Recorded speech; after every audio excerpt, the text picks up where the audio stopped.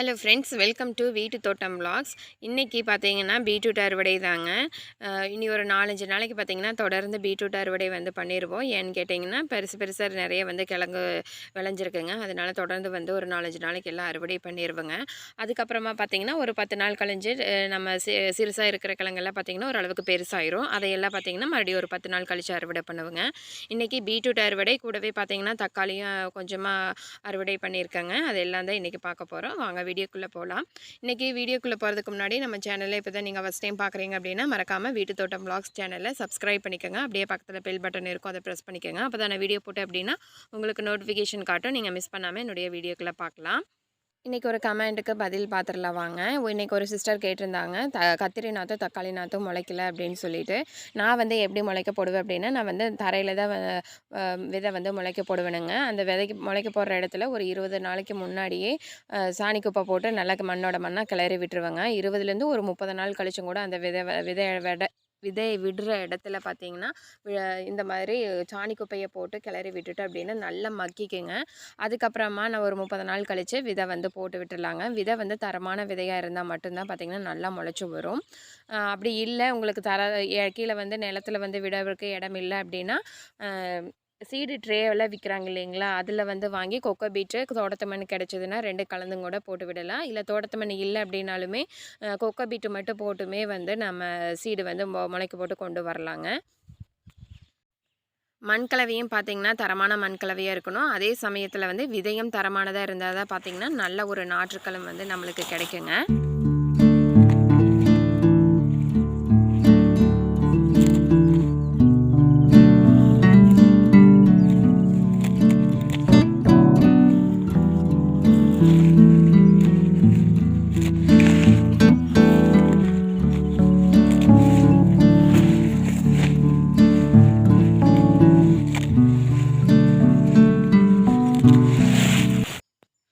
இன்றைக்கி காலையிலேருந்து பார்த்திங்கன்னா அப்படியே தோட்டத்துக்குள்ளேயே வந்து அரிஞ்சு போட்டுட்டேங்க. நேற்றுக்கு நைட்டு பார்த்திங்கன்னா நல்ல மழை, அதனால காலையிலையும் பார்த்திங்கன்னா நல்லா மோடம் போட்டுக்கிட்டே இருந்தது. அதனால சரின்னு சொல்லிவிட்டு தோட்டத்துக்குள்ளேயே அப்படியே அந்த பிடுங்கின இடத்துலையே பார்த்திங்கன்னா கிழங்கு பிடுங்கின இடத்துலையே அதே இடத்துல போட்டு குமியாக அப்படியே ஒரு சாக்கில் வந்து இந்த மாதிரி எல்லாம் குமியாக போட்டு வச்சுட்டேங்க.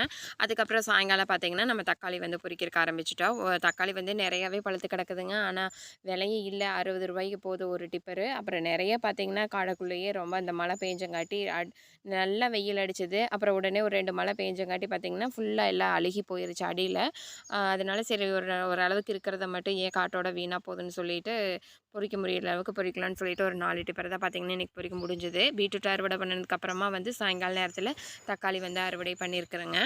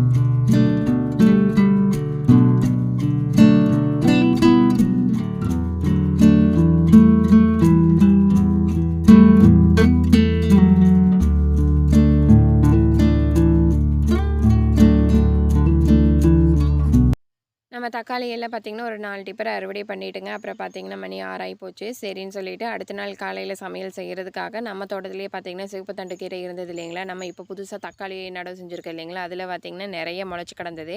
நம்ம ஏற்கனவே பார்த்திங்கன்னா சாணி குப்பை போட்டங்காட்டி அதில் இருந்த குப்பையிலேருந்து நிறைய வந்து இந்த மாதிரி முளைச்சிருக்குதுங்க சிவப்பு தண்டு கீரை. அதுவுமே பார்த்திங்கன்னா நல்லா தண்டு நல்லா பெருசாக இருந்தது. சரி இனி விட்டோம்னா ரொம்ப முத்தி போயிருன்னு சொல்லிட்டு அதுவுமே காலையில் பொரியல் பண்ணிக்கலான்னு சொல்லிட்டு அறுவடை பண்ணுறதுக்கு வந்திருக்கிறேங்க. நல்ல சிவப்பு கலரில் அவ்வளோ அழகாக இருந்ததுங்க. சிவப்பு தண்டு கீரை பார்த்திங்கன்னா நிறைய முளைச்சி கிடக்குதுங்க தோட்டத்துக்குள்ளே. அதனால இன்றைக்கி ஒரு நாளைக்கு சமையலுக்கு தேவையான கீரையை மட்டும் இன்றைக்கி அறுவடை பண்ணிக்கலான்னு சொல்லிட்டு வந்திருக்குறேங்க. ஒரு கட்ட அளவுக்கு பார்த்திங்கன்னா அறுவடை பண்ணியாச்சு. ஒரு 4-5 செடி தான் கட் பண்ணுங்க. அதே பார்த்திங்கன்னா நிறைய ஆகிப்போச்சு. சரின்னு சொல்லிட்டு இன்னும் பார்த்திங்கன்னா நிறைய இருக்குது பாருங்க. சாயங்காலம் மணி ஒரு 6:30 ஆகிப்போச்சு. அதனால் பார்த்திங்கன்னா கொஞ்சம் மங்கலாக தெரிகிற மாதிரி இருக்குது வீடியோவில்.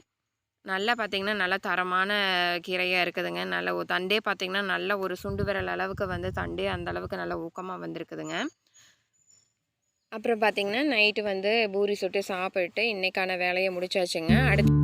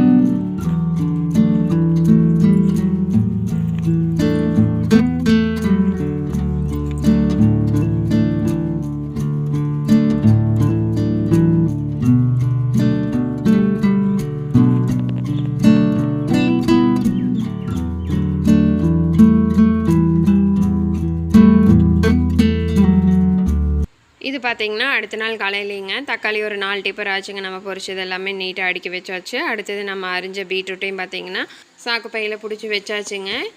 இவ்வளோதாங்க இந்த வீடியோ. இதோட முடிச்சுக்கலாங்க. இந்த வீடியோ பிடிச்சிருந்தது அப்படின்னா மறக்காமல் வீட்டு தோட்டம் விளாக்ஸ் சேனலை சப்ஸ்கிரைப் பண்ணிக்கோங்க. அப்படியே பக்கத்தில் பெல் பட்டன் இருக்கும், ப்ரெஸ் பண்ணிக்கோங்க. வீடியோ பிடிச்சிருந்ததுன்னா ஒரு லைக் கொடுங்க, அப்படியே ஷேர் பண்ணிக்கோங்க. இனி ஒரு அழகான வீடியோவில் சந்திக்கலாம். அது வரைக்கும் நன்றி. Happy gardening.